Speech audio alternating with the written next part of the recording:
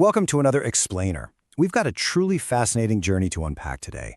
We're going to look at a deeply personal, remarkably funny, and honestly, surprisingly profound story about navigating life's totally unexpected detours. We're pulling this from a really powerful talk by stand-up comedian Drew Lynch. And it's a story that involves a severe concussion, a permanent stutter, and, well, two monkeys. Yes, you heard me right. Two monkeys. I promise you it is all going to make sense, and by the end of this, you might actually rethink exactly how you're steering your own life. Okay, let's just dive right into this with Drew's brilliant opening joke. So picture this. You've got two monkeys, and they're just aggressively throwing things against a wall. After an hour of relentless effort, the first monkey stops, completely exhausted, and says, "What if we can't get anything to stick?" The second monkey just calmly looks over and replies, "I don't know. Should we try mine now?" It's a hilarious image, right? But as we're going to see, it perfectly sets up the central conflict of our whole explainer today. Section 1. Two monkeys, two mindsets. Because this ridiculous monkey joke is actually a really profound metaphor for navigating life's obstacles. Let's actually break down these two completely distinct approaches. That first monkey, the one forcefully throwing things at the wall, just absolutely adamant on getting it to stick, that represents drive or ambition. This monkey is all about the destination, the strict goal. It is literally the gas pedal. The second monkey, the one who playfully suggests trying something different, well, that represents curiosity. This monkey is focused entirely on the journey, the adventure. It's the steering wheel. We almost always think of these as mutually exclusive, but understanding how these two interact is the absolute key to this entire story. Section 2. When ambition hits a wall. What exactly happens when Drew's intense ambition hits a literal, immovable roadblock? If we look at Drew's early life, the guy was completely 100% driven by ambition. His singular, calculated goal was to become a dramatic actor. At just 11 years old, he was taking the city bus all by himself in Las Vegas to go to a performing arts school, reading Shakespeare and Tennessee Williams. In high school, his hard work paid off when he landed the lead role of an Oompa Loompa in Charlie and the Chocolate Factory. Right after high school, he packs up, moves to Los Angeles, and works the door at a comedy club at night just to keep his days free for auditions. And you know what? It was working flawlessly. Within a year, he had an agent, he was booking Disney projects, and he was getting considered for real TV shows. The ambition monkey was fully in charge, foot just slammed on the gas pedal. And then, the ultimate roadblock. While playing in a super casual pickup softball game at the comedy club, a grounder popped up and hit Drew squarely in the throat. He fell back, hit his head on the ground, and went to sleep not knowing he had suffered a severe concussion. When he woke up the next day, he had a stutter.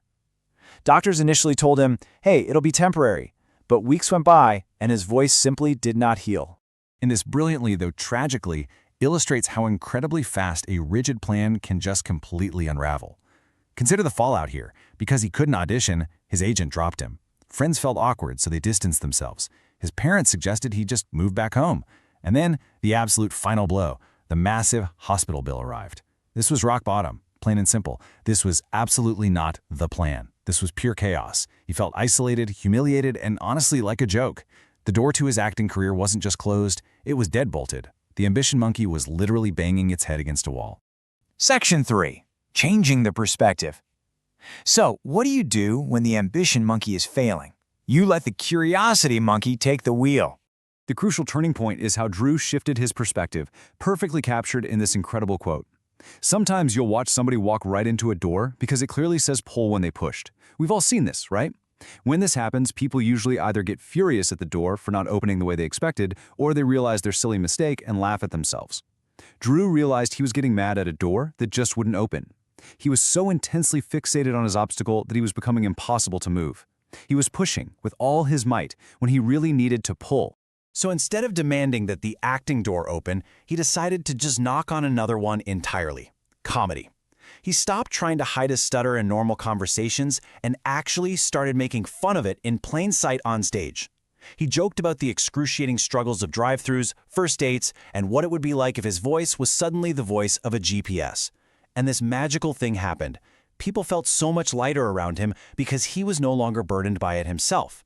Shifting his focus to a curious, playful outlook made the accident feel purposeful, kind of like a bizarre gift.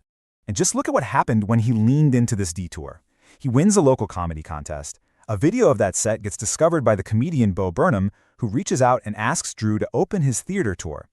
Suddenly, colleges nationwide start booking him, and eventually, he makes it all the way to the finale of America's Got Talent. His professional life wasn't just back on track, it had skyrocketed. Section 4. The Illusion of Failure. Now brace yourselves, because ambition almost completely derailed the journey again. On the final night of America's Got Talent, Drew, who is naturally an ambitious guy, had calculated that he was going to win. He was relying entirely on drive to cross a literal finish line, waiting for that sweet validation for all his hard work. And then, no way, he lost. Another door closed. It felt like a truly devastating blow. But instead of getting angry and demanding answers, he asked himself a question. How can you do everything right and it still ends up going wrong? His realization here changed everything. It didn't go wrong, it just didn't go the way he wanted it to. We are so conditioned to believe that if a strict plan doesn't go exactly as envisioned, it's a massive failure. But for Drew, it was just another necessary detour. And that specific detour led him straight here, 2 million subscribers on YouTube. Now, you might naturally assume this massive audience came directly from being on national television, right? Actually, when Drew finished America's Got Talent, he had 80,000 subscribers. A great start for sure, but a very long way from 2 million. So how on earth did he close that massive gap?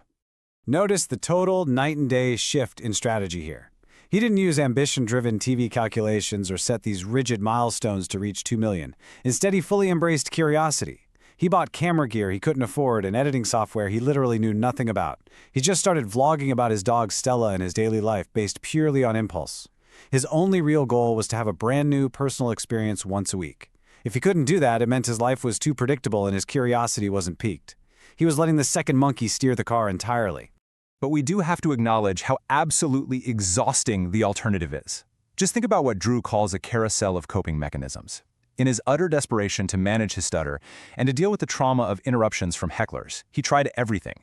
Speech therapy, microdosing, sound baths, yoga, tai chi, float tanks, self-harm, life coaches. It's an incredibly exhaustive list of trying to force a locked door open. It visually underscores just how heavy the burden of relentless, unyielding ambition and perfectionism can be when you're fighting your reality instead of just playing with it. The huge breakthrough came during a taping for Comedy Central. Hecklers just kept ruining his set. 8 consecutive shows interrupted. He wanted to unload all that accumulated frustration and trauma right onto the audience. But instead, he went against his natural ambition for a perfect set. He stayed playful. He addressed the interruptions in a really fun, organic way. A fan actually told him later that her favorite part was when he went completely off script. And that brings us to this incredibly powerful quote, "I'm at my best when things don't work out." Releasing that chaotic, off-script footage on his own channel led to even greater viral success than a polished TV spot ever would have. Section 5. Balancing drive and curiosity. So, let's bring all these lessons together into some actionable takeaways. Let's build this into a really practical framework. Drive provides us with structure, goals, and a push toward a target. Curiosity provides flexibility, playfulness, and the ability to navigate sudden detours. Drew uses a brilliant Mario Kart analogy for this. Think about it. If you're blindly following the exact path of the person in front of you, you're absolutely going to slip on the banana peels they drop. You need drive to want to win the race, sure, but you desperately need curiosity to turn the steering wheel when Bowser throws a random obstacle in your way. These monkeys aren't opposites. They are essential teammates.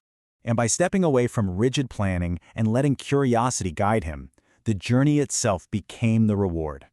A neurologist recommended soccer for his brain health, giving him an awesome new hobby. A friend recommended yoga, which gave him a sense of daily calm. By getting out of his own head and into his body, he accumulated stories and built relationships he never ever would have found on his original, hyper-strict path to becoming a serious dramatic actor. So, the crucial point is how you use this for yourself. Drew leaves us with an absolute masterclass in self-awareness. Look, we all have natural and unnatural tendencies. If you are naturally ambitious, like Drew, your task is to embrace your detours. You literally have to learn to let go of the gas pedal sometimes.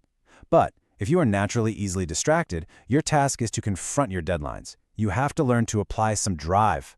Mastering the delicate balance between these two monkeys is a lifelong journey. And that brings us to our final thought. If you need a little inspiration right now, it might just be time to play with your curiosity monkey. But if you're in need of motivation, it might be time to put your drive monkey to work. Take a moment today to really ask yourself, Which one is steering your life right now? Thanks so much for joining me on this explainer, and I truly hope you leave here ready to navigate your own detours a little more playfully. See you next time.